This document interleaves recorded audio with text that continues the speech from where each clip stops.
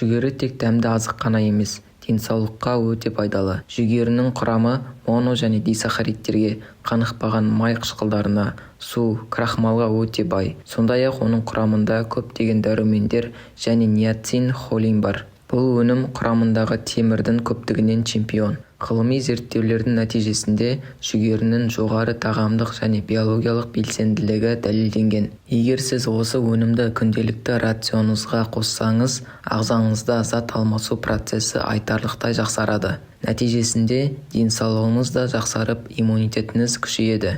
Қуырылған жүгеріге қарағанда қайнатылған жүгері пайдалы болады. Қайнатылған жүгері терінің қартаюын тежейді және қатерлі ісік дамуын болдырмайды. Сонымен қатар зат алмасу бұзылған кезде бауыр ауруы, жүрек-қан тамырлары ауруын емдеу кезінде пайдалы. Жүгеріні өт тасы, холингит және холецистит белгілерін жеңілдету үшін пайдалануыңызға болады. Гастрит кезінде ұнтақталған жүгері сорпасын пайдалану ұсынылады. Оның асқазанның шырышты қабатына да пайдасы көп. Видеоны соңына дейін көргеніңіз үшін рахмет. Видео ұнаса лайк басып арнаға жазылып кетіңіз. Бұл каналда сіз көптеген пайдалы ақпараттарды біле аласыз.